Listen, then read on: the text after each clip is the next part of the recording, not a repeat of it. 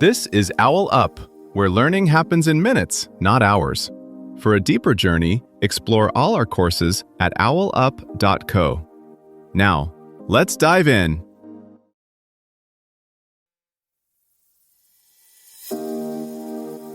Welcome to Chapter 1 of our series, The Dance of Particles.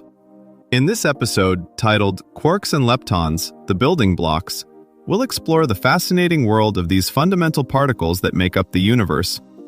Get ready to uncover the different types of quarks and leptons that form the very fabric of matter. Let's dive in.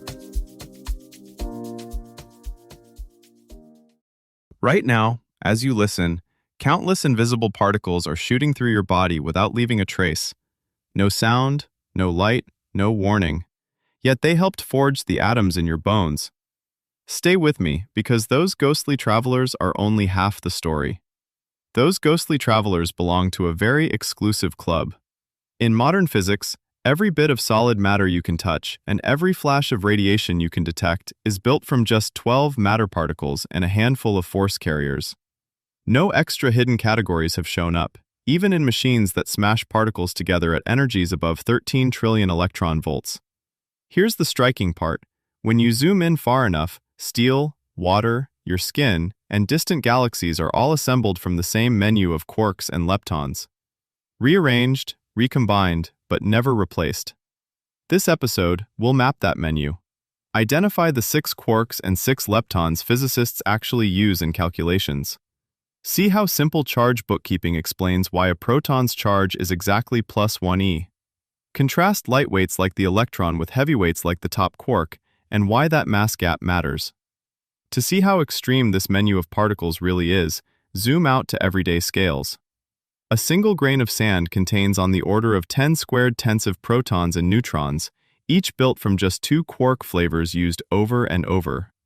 Your body, about 10 squared tenths of 8 in atoms, relies almost entirely on electrons and those same light quarks. The other 8 matter particles show up fleetingly in cosmic rays and accelerators. Yet the rare ones matter. Muons help probe materials, tau decays test the standard model, and neutrinos from a supernova can warn astronomers hours before visible light arrives. Start with the full cast. The 6 quarks come in 3 pairs: up and down, charm and strange, top and bottom. The 6 leptons also come in 3 pairs: electron and electron neutrino, muon and muon neutrino, tau and tau neutrino. Each pair is called a generation. First-generation particles are the ones stable enough to build ordinary matter. Second and third generations appear in high-energy environments and decay quickly. A muon produced in the upper atmosphere, for example, survives on average about 2 microseconds before decaying into an electron and neutrinos. The tau is even more short-lived, roughly 3 times 10 to the 3rd cubic seconds. This pattern, same charges and spins but different masses, suggests a kind of copy and scale structure. The muon has the same electric charge as the electron, minus 1e, but a mass about 207 times larger. The tau is heavier than the muon by another factor of 17. Meanwhile, neutrinos in each generation are incredibly light. Current experiments only place upper limits, but each is under about 1 electron volt for said squared, more than 500,000 times lighter than an electron. Quarks add 2 extra layers of structure. First, they carry color charge, which means they feel the strong interaction. That interaction is so intense that pulling quarks apart in a high-energy collision never reveals a lone quark. Instead, the energy creates new quark-antiquark pairs that quickly bind into composite particles called hadrons. Second, quarks are never used singly in stable matter. They assemble in combinations that neutralize color. 3 quark states, baryons, quark-antiquark pairs, mesons. Baryons and mesons are what experiments actually detect.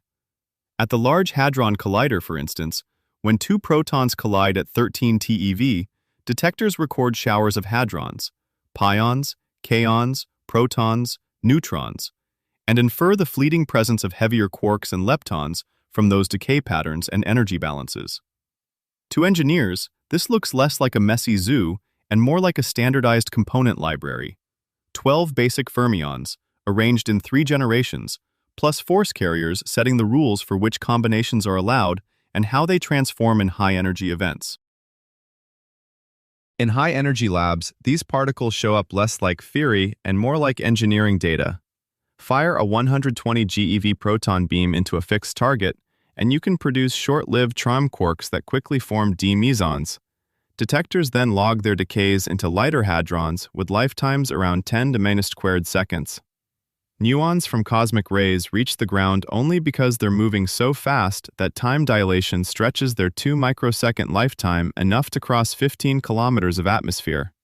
Tau particles, 17 times heavier than muons, demand even higher energies. Electron-positron colliders running above 3.6 GeV can create tau pairs and track their decays into jets and neutrinos. Neutrino observatories like Super Kamiokande watch a 50,000-ton water tank to catch a few dozen interactions per day out of 10⁻² neutrinos passing through. The pattern is consistent. As mass and generation go up, stability drops and required energies climb, but the interaction rules stay remarkably uniform. Next-gen experiments push these particles into new roles.